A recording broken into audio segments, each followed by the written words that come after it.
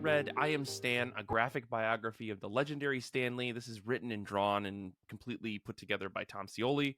If you don't know, Tom Scioli did another unofficial comic very much like this, because this book is not sanctioned by the Stan Lee estate, is not sanctioned by by Marvel Comics, not sanctioned by anybody, right? Like, I believe this is published semi-independently beyond any major publisher. So Scioli puts out this beautiful little hardcover about Jack Kirby a couple years back, about Jack Kirby's life, which to me felt like a more focused biography than this Stan Lee one.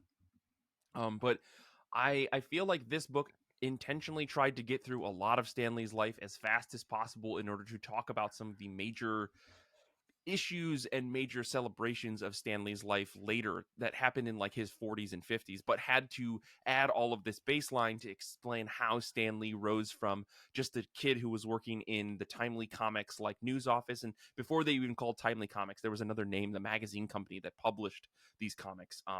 He worked as like kind of a nobody and eventually rose to be the editor-in-chief of Marvel Comics. And it's an incredible journey. And I think maybe a lot of us know this. Maybe a lot of us have read other stories about this, because I will say Scioli cited the hell out of this book. Like, there's at least 3 pages of citations to go through where he found all this information, as well as to add like he adds a prelude to the book that says like, hey, some of this is kind of inferred based off of conversations. None of this can actually be taken as complete fact, but I try my best to basically try to put a whole story together here to explain Stan Lee's entire life. And so I don't know, this book was really wild because the way that Scioli told things, he basically leaves no breathing room, right? Like, scenes will bleed into each other without leaving any breathing room, and years seem to pass between panels. Stan will be talking to someone in panel 1, and then in panel 3 he's talking to a different person, some famous artist that maybe you've never heard of, right? Or you've definitely heard of, I should say. Like, he'll be talking to Kirby, then Steve Ditko, then, name a dozen other famous Marvel artists, John Romita Sr., I should say.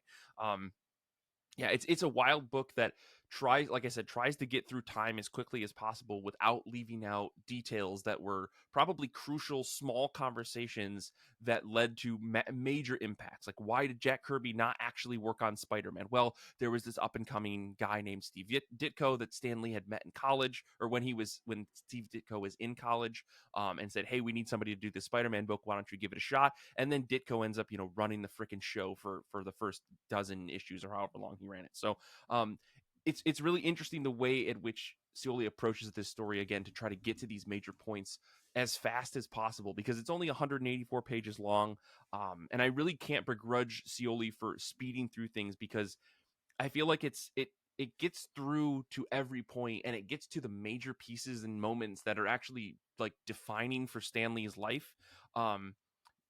In the, I would say, like, more modern history of things, right? Stan Lee in the 70s and 80s, and when he had this big falling out with Marvel, when he tried to get ownership of all of these characters, then he started doing cameos in movies, and there are these big fallout moments where he was doing a TV show, and he had people on this show, like things that I didn't know about, but seemed to be extremely like life-changing for him in ways that were both beneficial and detrimental, right? Like, I don't know, like this book does not shy away from the brighter and the darker moments. Like, it's very the truth, warts and all, about Stan Lee, even in the end of his life.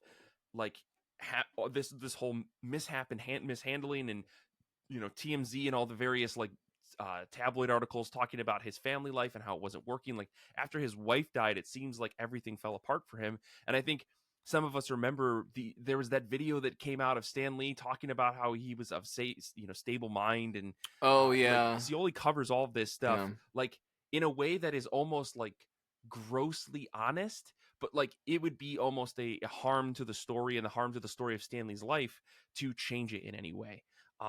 So I don't know. I like the way that Scioli went through this book, but again, it feels super rushed. And I feel like if you weren't someone like, me, or someone like, I'm sure you listening like to this episode, and all of these things about comic book history, or you've heard these names, you might be a little lost. Like, I think if I gave this to a non-comic reader, they wouldn't get a third of it because there are just names thrown out there with no citations of like who this person is, what the relevancy is. Something that I feel like a creator like Box Brown does better in their series, where they add little footnotes as to why this person is important to the story and who they are in relation to the greater story at hand. And again, this isn't stories so much as, you know, the real life of these people's or the real story of these people's lives, but nonetheless, names are kind of just thrown willy-nilly, I think, with an understanding that you know who they are. And I think, if you weren't like a deep college comic reader, you might be losing some of this.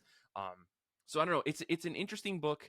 I will say I think the Jack Kirby book is better because I think it's more focused, and maybe Jack Kirby's life was maybe a little bit easier to understand because Stan Lee did live this humongous bombastic life, interacting with all sorts of different things. And I think, especially near the end of the book, where you hear about him cameoing in all these movies and how he's making money just to make sure that him and his wife and his daughter are fine. It's a really interesting thing to see that side of things. Like, why did Stan Lee do all of those movies? Is it just an homage, or was like he trying to just keep money coming in because all of his endeavors that he had later in life, like, just didn't pan out, right? I don't know. It's interesting, but I do think the Jack Kirby book is better. Regardless, these books look amazing side by side on my shelf. It's nice to have a big book that says Jack Kirby, and then right next to it's I Am Stan. Like, something about that just is really, really cool. So I would say give this book a shot, but know that it's going to feel a little weird. But I think that's kind of its charm, is that it feels dreamy in the same way that I feel like Stan Lee's life was kind of too big to be real.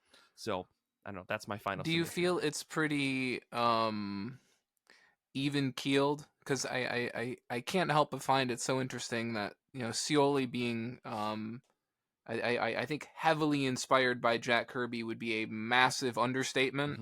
Mm-hmm. I think Yeah. that obviously, like, I think for Scioli, Jack Kirby is probably maybe the largest singular, you know, inspiration. Just especially Yeah. just visually look at all of his work. So it's Mm-hmm. fascinating to have someone like that suddenly writing this book about, I mean, Yeah. nemesis is not the correct word, but it's like, Yeah. you know, this oppositional force, I guess. Uh Well, especially given the unpleasant history between Kirby and yeah, Stan Lee, right? 100%. Like, I think this book is pretty honest, right? I think that the Kirby book, like the Jack Kirby book, takes the stance, I think, of Jack Kirby, where he said, you know, those characters were Mhm. mine and they were stolen from me, right? And I think the Stan Lee book takes Stan's stance, which is we were co-creators. We worked on these things together. I created a lot of this stuff, and sometimes these artists. And what I think is really interesting is that the book, Stan's story changes over time in the book, Yeah, right? And I think interesting. that's because Stan's Mhm. story changed over time Mhm. in real life, where he went from, oh, we were co-creators, we would talk about it, and then they would go and draw it, and I would come back and put words on it.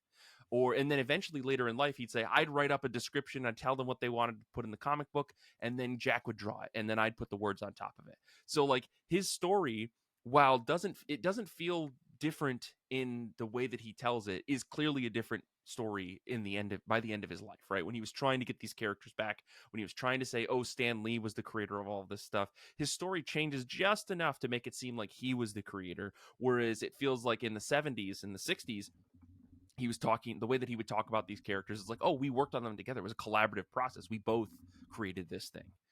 So I think that Scioli is honest about that and doesn't shy away from, I think, adhering to what Stan said in life, right? Like, I don't think that he takes the side of Kirby in a Mhm. lot of ways. I think he takes the side of he tries to depict the story how Stan told it. So yeah, it feels like it skews more towards like, oh, Stan is actually the owner. But if you read the book, it's pretty clear that like Stan believed that he was collaborators, and then eventually turned it into, no, I own these things because I came up with the idea. But that's not just because of the comics. That was the way that he thought about most things. If I was the idea person, therefore I own it. Gotcha. Yeah, again, you should read the book because I do think, one, it's a quick read. I feel like some Scioli books take days. this Yeah. this book I sat down and read in a sitting, and it was very enjoyable. It's very engaging, and I think that almost dreamlike state of the way that the book tells its story helps with that a lot. So enough about that. Go read this book. It's very good. Maybe again, the Kirby book is better, but they're both great books. So